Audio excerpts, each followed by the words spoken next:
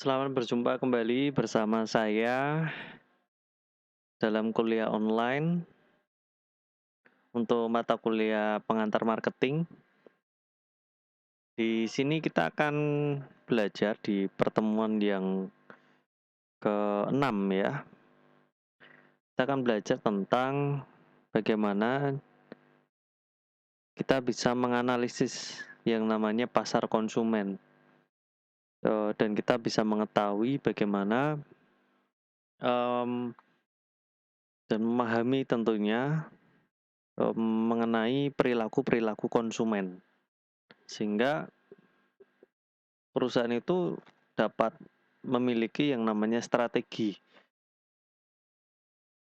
supaya produk yang dibuat itu benar-benar dapat berguna, bermanfaat bagi konsumen. Tentunya berdasarkan perilaku dari tiap-tiap konsumen tersebut. Bersama saya, Robi Andika, kita akan belajar tentang menganalisis yang namanya pasar konsumen. Selamat menyaksikan dan menyimak. Dan jangan lupa, silahkan bisa disiapkan untuk alat tulis jika ada hal-hal yang mungkin perlu Anda catat ya. Menganalisis pasar konsumen. Kita perlu memahami yang namanya pelanggan atau konsumen. Pemasaran yang berhasil mengharuskan perusahaan memiliki sebuah hubungan yang penuh dengan pelanggan mereka atau berhubungan penuh dengan konsumen. Sehingga dengan konsep memahami pelanggan, maka perusahaan itu memperoleh yang namanya pandangan 360 derajat. Kalau 360 derajat itu kan pandangan secara keseluruhan tentang kehidupan, tentang kebutuhan sehari-hari mereka, dan tentunya perubahan-perubahan yang terjadi konsumen atau pelanggan tersebut. Maka kita bisa buat sebuah moto ya, yaitu produk yang tepat dipasarkan ke pelanggan yang tepat dengan cara yang tepat pula. Nah, itu menjadi dasar supaya sebuah perusahaan itu benar-benar dapat membuat suatu produk yang tepat. Mengenai perilaku konsumen. Perilaku konsumen adalah studi bagaimana individu, kelompok, dan organisasi memilih, membeli, menggunakan, dan bagaimana memanfaatkan yang namanya barang, jasa, ide, atau pengalaman untuk memuaskan kebutuhan dan keinginan mereka. Nah, ini yang susah, yaitu bagaimana sebuah perusahaan itu bisa mengetahui akan pola-pola yang terjadi, mengetahui akan perilaku-perilaku yang tentunya tidak pernah tetap. Artinya yang namanya perilaku konsumen itu bisa berubah-ubah setiap saat. Faktor-faktor yang mempengaruhi akan perilaku konsumen. Yang pertama, tentunya ada faktor budaya. Nah, faktor budaya di sini yang di dalamnya itu ada kelas budaya, subbudaya, dan sosial. Nah, semakin lebih ke dalam lagi, itu ada pengaruh dari lingkungan keluarga, pengaruh kebangsaan, agama, wilayah geografis. Nah, kemudian ada juga budaya mengenai strata, yaitu sosial. Yang pertama yaitu mengenai sosial bawah rendah, yang kedua mengenai strata bawah tinggi, kemudian yang ketiga yaitu kelas pekerja, yang keempat kelas menengah, dan yang kelima itu menengah ke atas. Nah, dari penjelasan mengenai faktor budaya ini ternyata sangat mempengaruhi yang namanya perilaku konsumen atau gaya hidup konsumen, di mana berdasarkan lingkungan keluarga antara satu dengan keluarga yang lain tentunya berbeda. Kemudian berdasarkan kelas pekerja atau berdasarkan kelas menengah itu juga ternyata berbeda antara satu dengan yang lain. Yang kedua adalah faktor sosial. Nah, kalau faktor sosial di sini bicara tentang kelompok. Kelompok itu ada kelompok referensi, kemudian keluarga, peran sosial, dan status konsumen. Dikatakan bahwa semua kelompok yang mempunyai pengaruh langsung atau tidak langsung terhadap sikap atau perilaku seseorang, pemasar harus tahu bagaimana cara menjangkau dan mempengaruhi pemimpin kelompok tersebut. Nah, sehingga jika pemasar itu bisa menjangkau pemimpin dalam sebuah kelompok tertentu, nah bisa diprediksi pengikut dari pemimpin kelompok tersebut pastinya akan ikut terpengaruh. Nah, jadi pemasar harus pandai-pandai untuk mendekati pemimpin kelompok. Organisasi pembelian konsumen yang paling penting dalam masyarakat dan anggota keluarga merepresentasikan kelompok referensi utama yang paling berpengaruh. Nah, jadi selain pemimpin kelompok juga anggota keluarga. Nah, itu juga ternyata sangat mempengaruhi. Orang berpartisipasi dalam banyak kelompok, contohnya kelompok yang paling inti yaitu keluarga. Kemudian yang kedua ada klub atau perkumpulan ya. Kedua, kemudian ada organisasi. Nah, ini biasanya orang itu berpartisipasi dalam kelompok tersebut. Jadi di sini kelompok sering menjadi sumber informasi penting dan membantu untuk memilih produk yang mencerminkan peran dan status aktual mereka. Nah, terkadang kan jika ada satu dua orang yang berada dalam kelompok itu memiliki suatu produk yang baru dibeli, nah kecenderungan mereka pastinya akan cerita ke rekan-rekannya, ke teman-temannya, ke keluarganya, sehingga sedikit banyak akan mempengaruhi. Nah, sedikit banyak akan mempengaruhi dari anggota-anggota yang lain. Sehingga itu menjadi sebuah bentuk strategi pemasaran.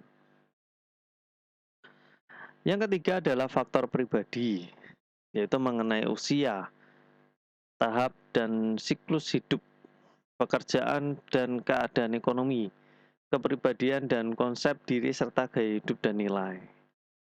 Nah, berdasarkan faktor pribadi, diri sendiri misalkan ya, mengenai selera yang berubah-ubah. Nah, melihat selera atau keinginan yang berubah-ubah dari satu pribadi dengan pribadi yang lain. Lalu jenis pekerjaan antara satu dengan yang lain itu berbeda-beda, maka akan mempengaruhi dari apa yang diinginkan. Lalu sifat psikologis yang mempengaruhi sebuah respon terhadap perilaku pembelian. Itu pun juga mempengaruhi seseorang dalam melakukan pembelian atau Maka seorang pemasar harus memahami akan faktor pribadi ini. Mengenai proses psikologi kunci, ini merupakan sebuah titik awal dalam memahami yang namanya perilaku konsumen. Yaitu dengan apa? Yaitu dengan respon rangsangan. Di mana rangsangan seorang pemasar dan lingkungan itu memasuki yang namanya kesadaran konsumen. Dan sekelompok proses psikologis digabungkan dengan karakteristik konsumen tertentu menghasilkan proses pengambilan keputusan dan keputusan akhir pembelian. Nah, Anda bisa lihat di sini pada gambar bagan, ya, pada gambar bagan di sini, sebentar ya.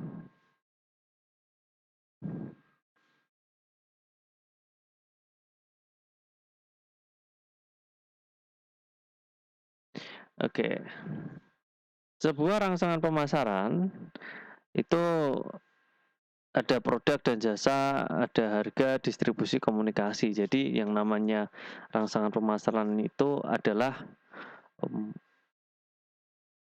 bentuk produknya, kemudian ada harganya, lalu ada bagaimana cara untuk mendistribusikan, kemudian bagaimana cara mengkomunikasikan atau mempromosikan. Nah, itu yang namanya rangsangan pemasaran.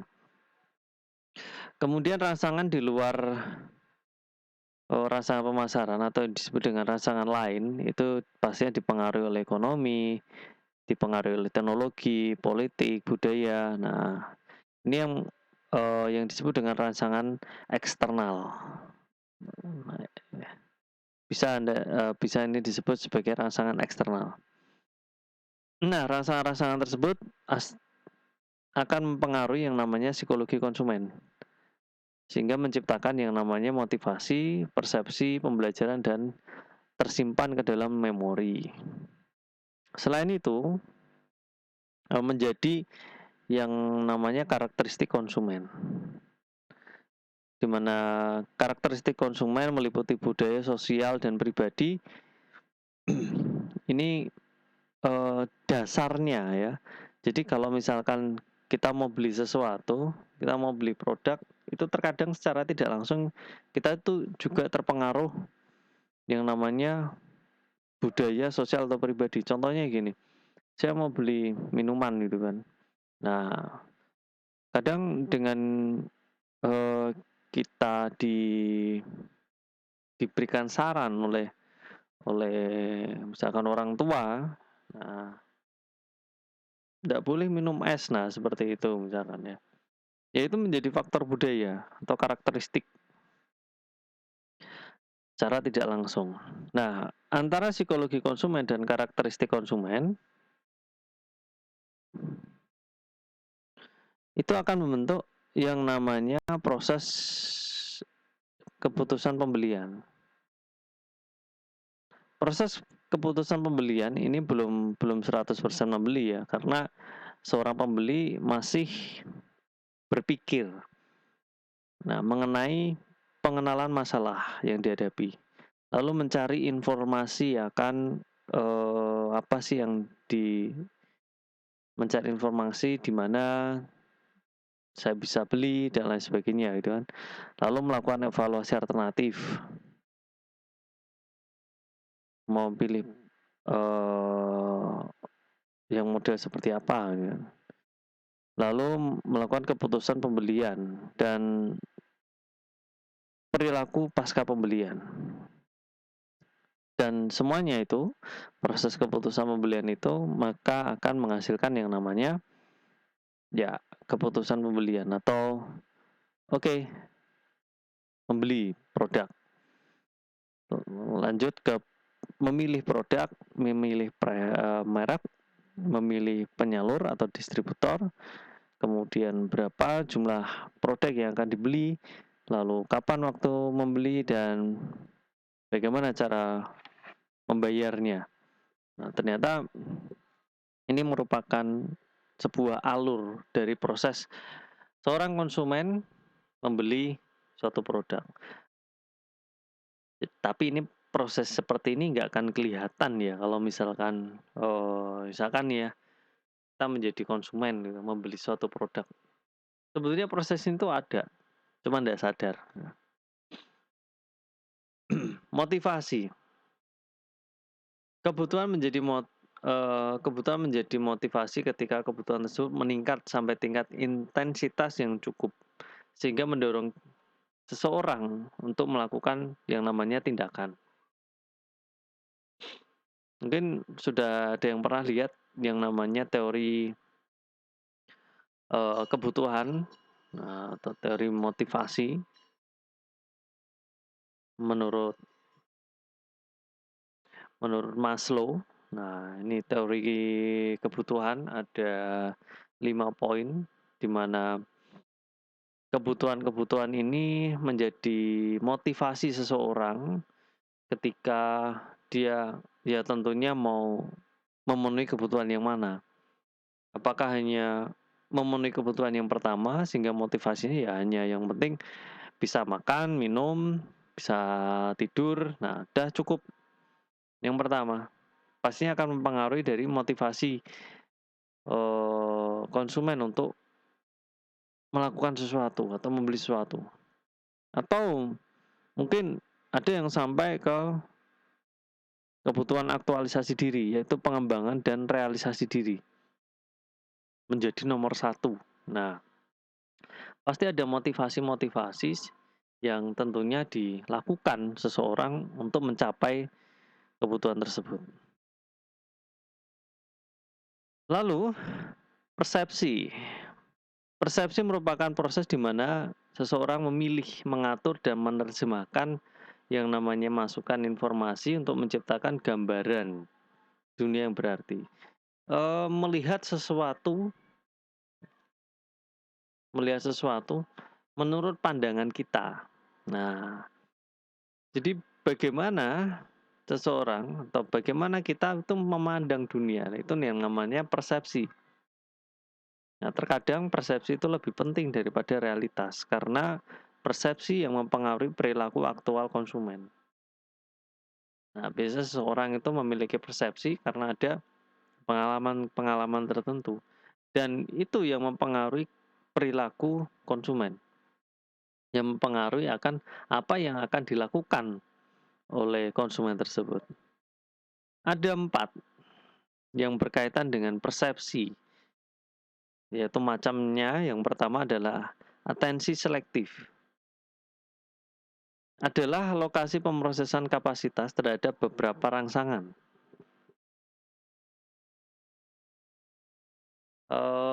Sebuah penelitian mengatakan bahwa diperkirakan bahwa rata-rata orang itu terpapar oleh lebih dari 1.500 iklan atau komunikasi merek sendiri. Secara tidak sadar, kita itu ternyata sudah banyak sekali melihat iklan. Entah itu ada iklan yang ada di televisi, iklan yang ada di smartphone, di sosial media, iklan yang mungkin ada pada website website ya, iklan yang ada di jalan-jalan dan lain sebagainya. Nah, karena kita tidak mungkin dapat mendengar semuanya ini ya, tidak dapat mendengar sebuahnya iklan tersebut, maka kita menyortir sebagian besar rangsangan tersebut. Sebuah proses yang disebut dengan atensi selektif. Jadi, atensi selektif di sini berarti bahwa pemasar harus bekerja keras untuk menarik atensi konsumen. Jadi orang karena sudah terlalu banyak melihat iklan sehingga mereka itu terkadang, udah apa ya, jadi tidak fokus pada suatu iklan tertentu ya karena terlalu banyak. Yang kedua adalah distorsi selektif, yaitu kecenderungan untuk menerjemahkan informasi dengan cara yang sesuai dengan konsepsi awal.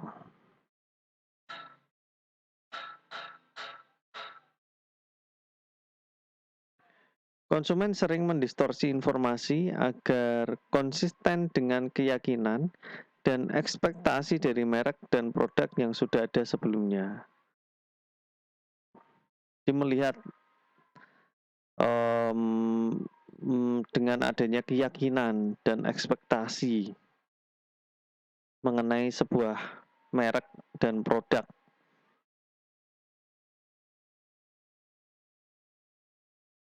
Kalau kita melihat sebuah merek tertentu, gitu kan, merek yang sudah terkenal, nah, maka kita punya yang namanya sebuah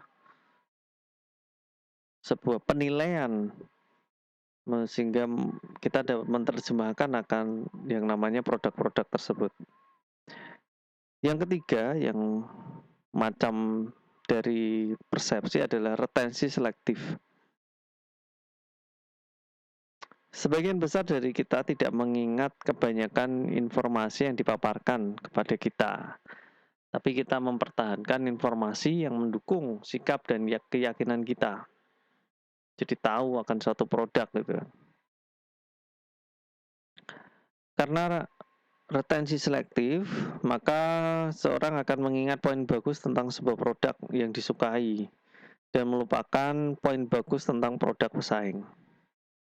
Nah, jadi proses ini kayak memilih dan bisa membandingkan antara satu produk dengan produk yang lain. Dan retensi selektif ini itu untuk keunggulan merek-merek yang kuat. Lalu yang keempat, mengenai persepsi bawah sadar, di mana pemasar itu menyisipkan pesan rahasia dan tersembunyi dalam iklan atau kemasan. Dan konsumen itu tidak menyadari akan pesan rahasia dan tersembunyi. Tetapi pesan tersebut itu secara tidak langsung mempengaruhi akan perilaku seseorang. Nah, terkadang ketika kita melihat suatu iklan, ya, langsung ada yang tertarik gitu kan. Padahal iklannya biasa-biasa saja, tapi nggak tahu kenapa kok bisa langsung tertarik. Nah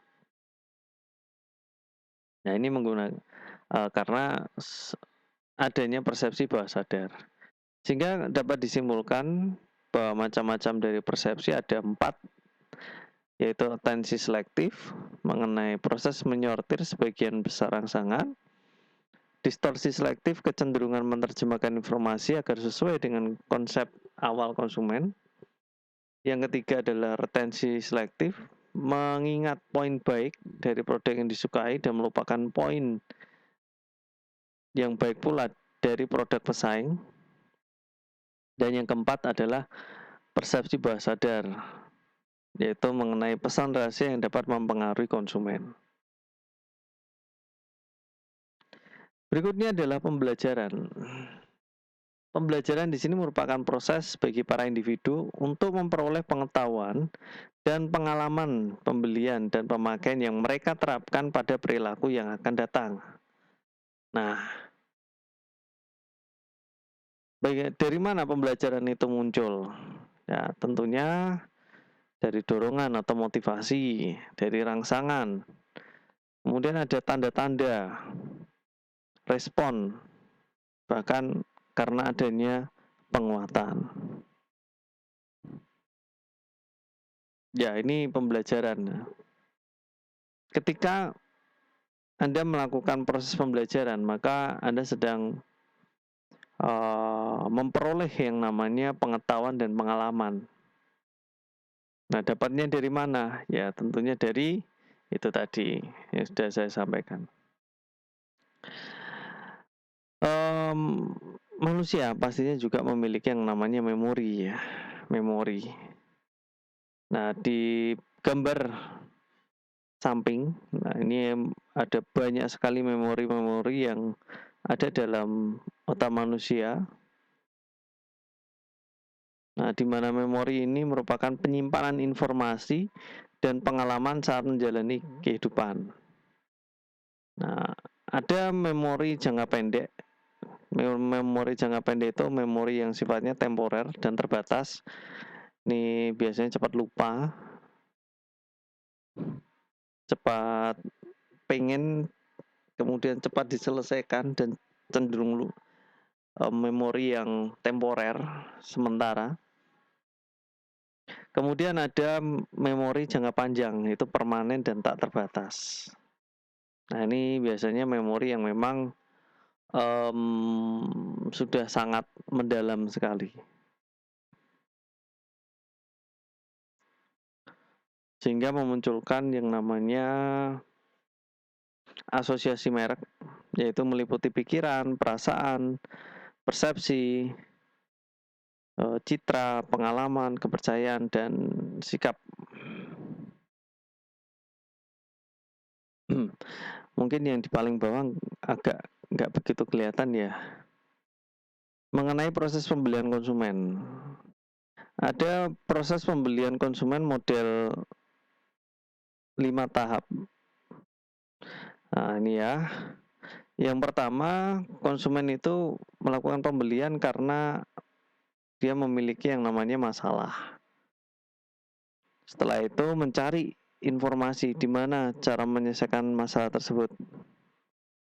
Lalu setelah mencari informasi biasanya ketemu akan bermacam-macam informasi.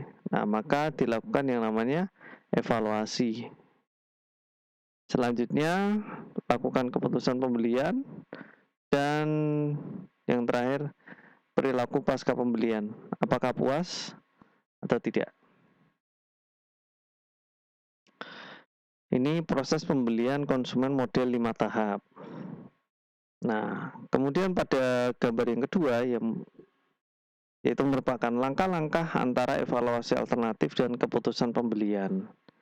Dimulai dari bawah. Evaluasi alternatif artinya mencari apakah ada yang akan dibeli. Nah, sehingga memunculkan yaitu niat untuk membeli. Niat untuk membeli itu bisa dipengaruhi oleh sikap orang lain.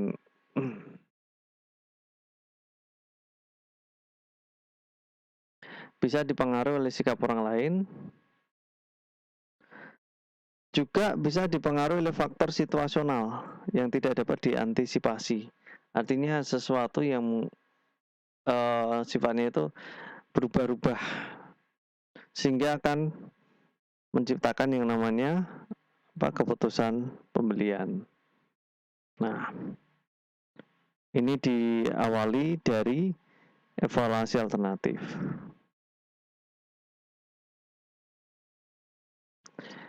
Selanjutnya mengenai pasca pembelian.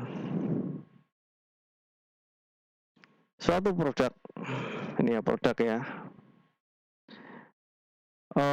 Ketika konsumen itu ingin membeli suatu produk, nah, maka konsumen akan mulai menyingkirkan produk untuk sementara. Ini pasca pembelian ya, artinya setelah konsumen menikmati suatu produk, maaf ya, setelah konsumen menikmati suatu produk, ada 3 sikap. Yang pertama adalah sikap menyingkirkan produk untuk sementara. Yang pertama, yang kedua menyingkirkan produk untuk selamanya, dan yang ketiga mempertahankan produk. Nah, Anda biasanya pada nomor berapa ini? Nah, kalau misalkan menyingkirkan produk untuk sementara, bagian yang pertama biasanya akan menyewakan, kadang meminjamkan. Karena apa? Yang produknya nggak kepake gitu kan. Biasanya seperti itu. Menyingkirkan sementara, nggak terpakai, udah disewakan aja supaya menguntungkan, biasanya kan gitu. Tapi jika seseorang itu menyingkirkan produk untuk selamanya, nah ini panahnya agak banyak ini ya. Oke. Memberikan produk kepada orang lain, menukarkan produk, menjual produk. bahkan membuang produk. Nah, ini kalau enggak cocok. Memberikan produk kepada orang lain, menukarkan produk, menjual produk itu bisa untuk dijual kembali atau untuk digunakan. Tapi jika menjual produk itu bisa langsung kepada konsumen melalui perantara atau kepada perantara untuk menjualkan. Ini pasca pembelian ya. Tapi jika seseorang itu mempertahankan sebuah produknya, maka dia akan menggunakan produk untuk melayani tujuan awal, akan mengubah produk untuk melayani tujuan baru, bahkan menyimpan produk tersebut dengan rapi. Nah, ini merupakan sikap-sikap pembelian konsumen. Nah, Anda berada pada posisi yang mana sekarang? Oke, jadi itu merupakan contoh-contoh akan perilaku pasar konsumen, bagaimana cara kita memahami sebuah perilaku konsumen yang tentunya menjadi sebuah strategi bagaimana perusahaan dapat memberikan sebuah layanan yang baik, memberikan sebuah produk yang tentunya bermanfaat, produk yang sesuai dengan kebutuhan mereka. Baik, jadi itu yang dapat saya sampaikan di hari ini.